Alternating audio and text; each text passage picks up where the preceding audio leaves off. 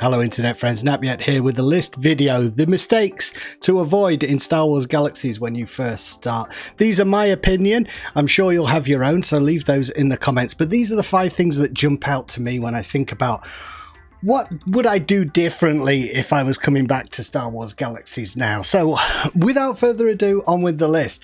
Number 1 for me, not asking for help, thinking you can do it all yourself. Don't feel bad asking for help, even if you're a vet returning to the game. I've heard from so many people that are returning players, but we've forgotten it. It's like 10 plus years ago sometimes people are returning to this game and playing it. If you're absolutely new, and this goes for any MMO, don't be afraid to ask people around you for help. Don't be afraid to join forums, the Legends forum in the case of the server that I play on, where people are very helpful. Discord is a big thing these days. If you're not necessarily running into people in game, you might have to go out of your way to find those people, but ask for help and you'll be amazed the number of people who are willing to give you tips and tricks on how to proceed. It's a failing of human beings in that we feel like if we can't do it ourselves, we somehow failed if we ask for help, and that is never the case. So never feel bad for asking for help, never feel bad when you don't know the answer to something. That's what the process of learning is. So ask people for help, don't make that mistake. Okay, number 2, connected to that, got to get to 90, got to get to 90. This is the next thing that I hear people say. They're so desperate to get there. And in doing that, we often overlook the journey. That's the cliche, right? It's the journey, it's not the destination. I feel like this in MMOs all the time. People want to get to this mystical end game, and I understand it. With emulation, again, in particular, people may have done this before, and they want to get to the point where they were when they left the game. There are lots of tools on the servers that I've been aware of. The one I know the best is Star Wars Galaxies Legends.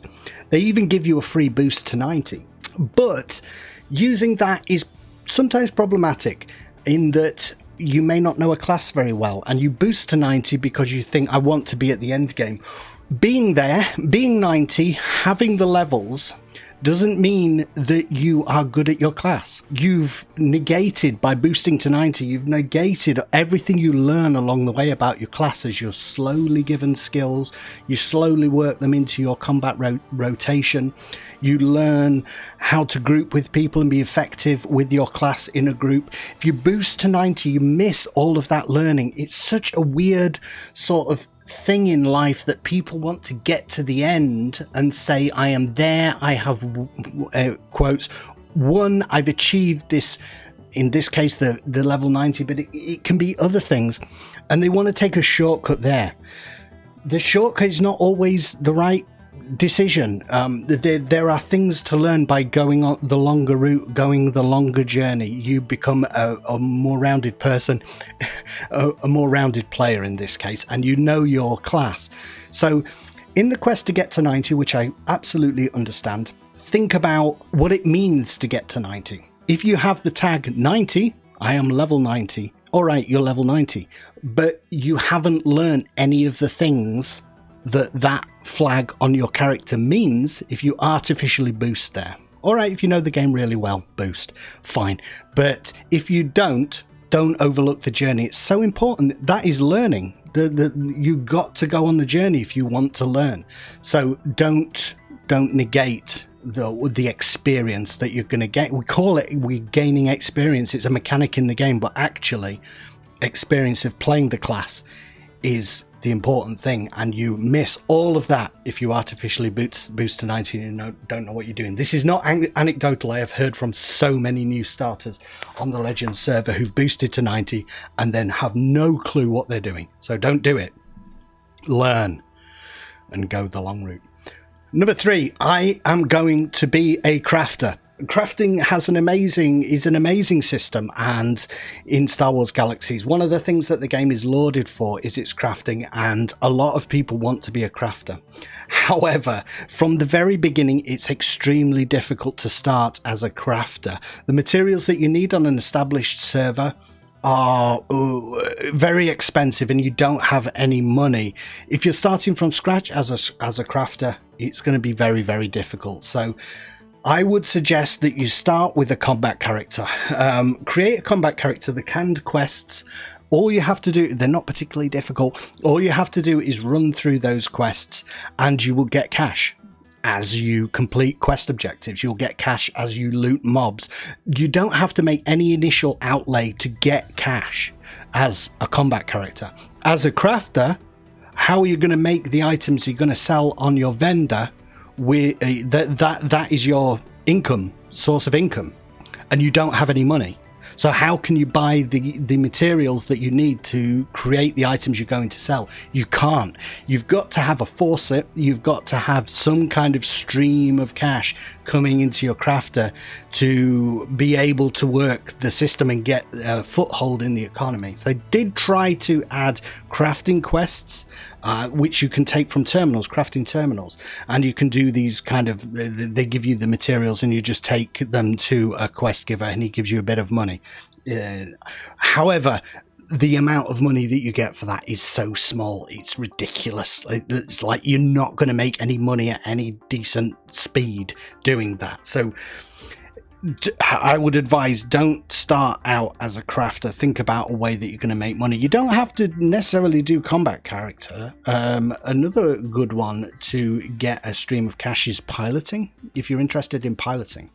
The whole jump to light speed side of the game, it's basically the same system. You just level up, you do missions, and you get cash as you go. That can be another way to feed a crafter. But yeah, basically, as a first character, it's going to be very difficult. So think about a way to do that. I would say entertainer. You know, you could get an entertainer. You don't have to have any initial outlay to do those things, but to get money as an entertainer, because it's all based on tips and what players give you.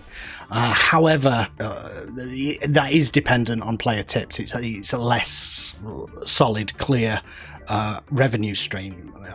You know, you might be in a period where there's a lot of competition. That's the other thing as an entertainer. You know, there are people who are the master entertainers, are the ones people want, really. So you're kind of dependent on handouts from people and people being kind to you, because you can't do the best buffs as you level. So that's not what people are tipping for.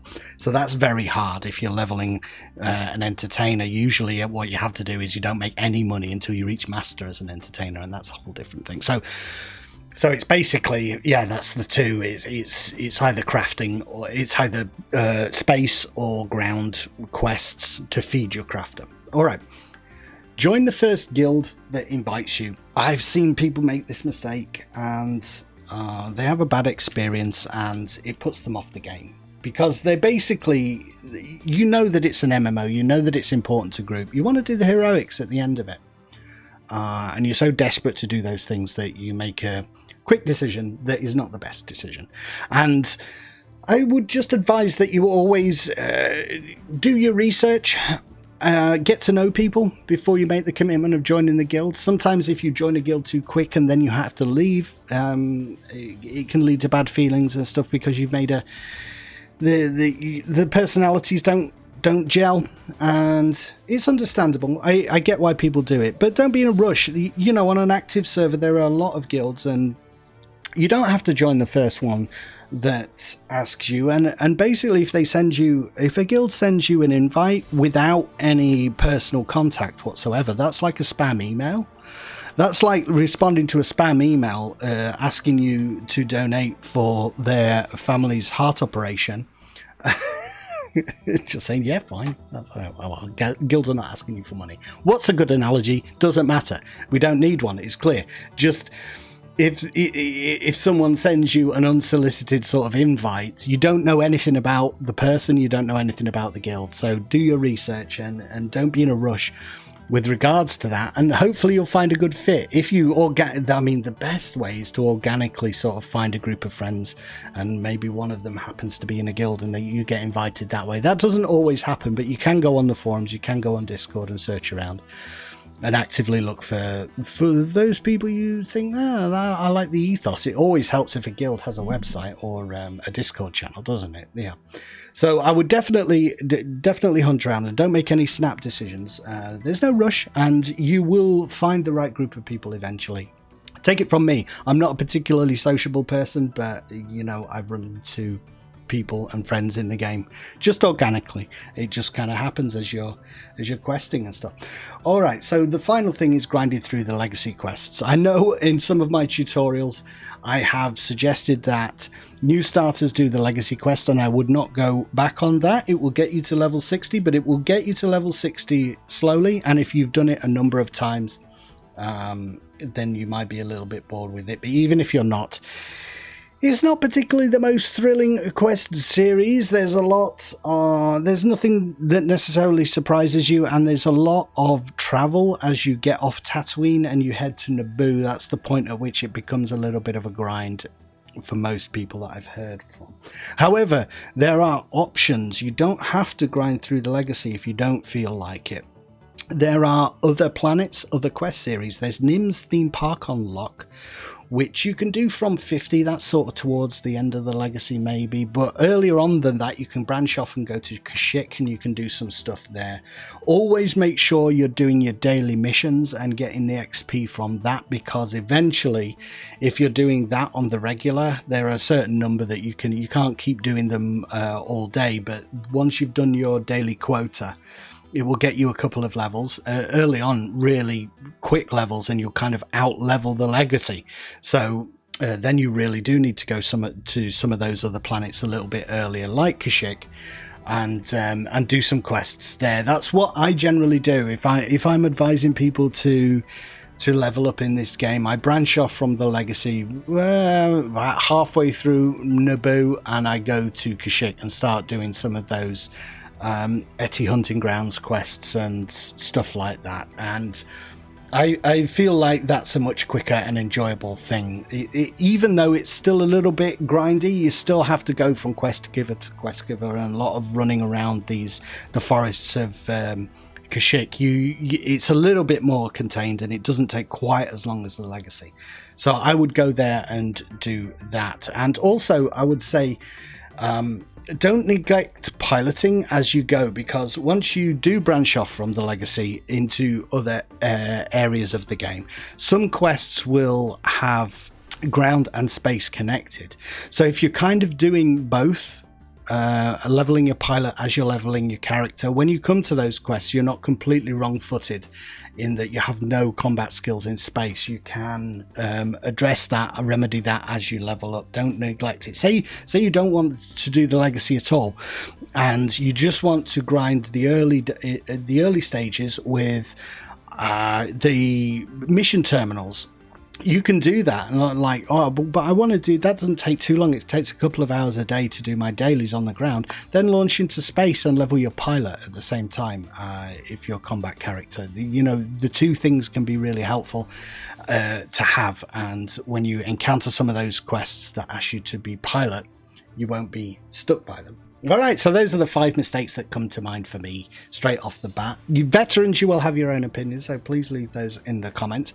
Thank you for watching, guys. Please sub up if you haven't already. I am a long time Star Wars Galaxies YouTuber, but I also do other games as well, and I'm looking at other MMOs that might be interesting.